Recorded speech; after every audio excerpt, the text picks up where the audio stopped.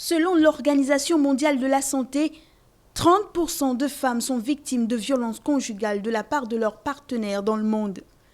Les femmes sont les principales victimes des violences au sein du couple.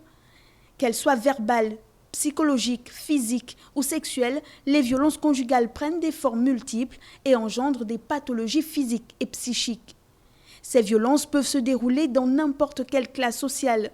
Toutes les femmes peuvent, sans le vouloir, rencontrer un homme qui un jour va leur casser le nez ou le moral, ça dépend. Attention, n'allons pas non plus dans tous les sens. Souvent, il y a une confusion entre les violences et le conflit de couple. Par exemple, si monsieur s'énerve parce que son repas n'est pas prêt, madame répond « Tu n'as qu'à le faire toi-même ». Ici, il n'y a pas de violence, c'est un conflit de couple. Bref. Nous sommes dans une société moderne qui prône l'égalité des sexes, la prise en compte du genre et pourtant, selon l'OMS, 30% de femmes sont victimes de violences conjugales de la part de leurs partenaires dans le monde.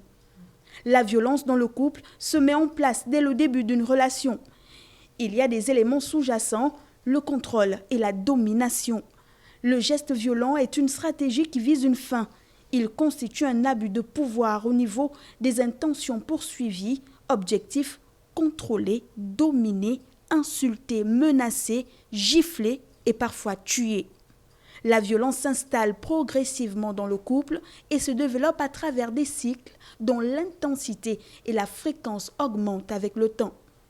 Selon l'Organisation mondiale de la santé, 30% de femmes sont victimes de violences conjugales de la part de leurs partenaires dans le monde.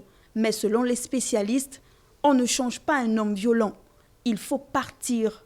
La démarche est difficile à entreprendre pour la plupart des femmes victimes de violences conjugales. Honteuses, bloquées par la peur, beaucoup d'entre elles choisissent de garder le silence et de rester. Or, il est indispensable de fuir et de parler. Le 8 mars prochain, c'est la Journée internationale de la femme, une occasion de se poser les bonnes questions.